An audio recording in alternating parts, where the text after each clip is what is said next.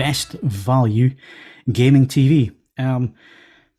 This has been it's been a bit of a difficult year for value TVs in terms of getting them through for review because even though things have been delayed, everything kind of turned up at the same time. So normally I would see a number of value TVs. And when I talk about value TVs, I'm talking about around about the £500 to £1,000 sort of price area. Haven't been able to do a lot of that this year. But one TV that I have seen and which was really quite impressive for the SRP, but when it fell under £100, at £500, sorry, it became a bit of a bargain. So that's the TCL C735. Now, I'm going to caveat this. This is an LCD TV. We all know what the technical limitations of LCD technology are, which is normally viewing angles, backlight control, depending on what kind of backlight it's using, and of course the type of light that it's using. Thankfully, or maybe not, we no longer get CCFL backlights. Everything's LED these days, mainly for costs in terms of running electricity and so on. A CCFL backlight did use a bit more power than LEDs. This TV in question is a global dimming TV. So Jules, maybe you could quickly go through for the listeners what the different types of backlighting are these days in terms of LCD technology. Yeah, well, you've got edge lit displays, which obviously describe themselves. They're taking the light from the edge of the panel, and they're sort of spreading it across the display. You've got full array local dimming ones where you'll have the LEDs arrayed behind the actual LCD panel itself, which are lighting up in zones. You might have sort of any number of dimming zones depending on the quality and the price of the TV. Obviously, the more zones, usually the more expensive. So yeah, that's why they break into. Yeah. So again, when you've got a light behind anything that you can't switch off, you're going to have issues if you can't block that light properly.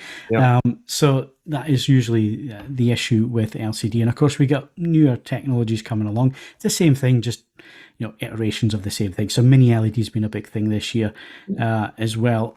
But again, it's a technology which is still in its infancy and it needs a bit more work. And a lot of the time, what happens with these TVs is it comes down to the local dimming algorithm that's used to control the different zones. No such issue with the TCL. Like I say, it's a global dimming, so it doesn't have zones or it's not full array or anything like that. It's quite a basic design. But saying that, it does have all the benefits of a modern TV. It has Dolby Vision, it has HDR10 plus, which are dynamic metadata formats. When you're talking about this TV as well, it's not a very bright TV when it comes to HDR. You're not going to get that around about £500.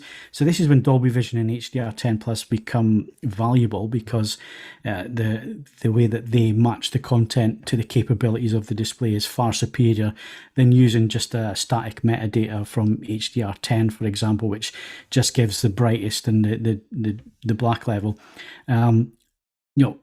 Dynamic metadata works differently. It tells the TV what the brightest part should be, what the darkest part should be, scene by scene or frame by frame. And that helps a display like this that has limited capabilities when it comes to light output. But it got the award for gaming. And the reason for that is it has two HDMI 2.1 ports. It does 144 Hertz on HDMI 1. It will support 4K 120 on HDMI 2. It has AMD FreeSync Premium, ALLM, which is auto low latency mode, VRR, variable refresh rate, input lag measured in at 13.2 milliseconds for 4K 60, 7.7 milliseconds for 120. And this was all tied in with the TCL Game Bar as well. Manufacturers introducing a Game Bar this year, which lets you know what your frame rate is, what technologies you have switched on, if you've got VRR switched on or off, and so on. And to get that under £500 and to get image quality, which was really quite decent, do not watch this in a dark room is my only advice. And it would always be the same advice for an LCD. Watch it with some ambient light or a backlight or some kind of light in the room, which should help mitigate some of the issues seen with LCD TVs. So that was the first winner of the evening, the TCL C735. Best value gaming TV. So well done, TCL.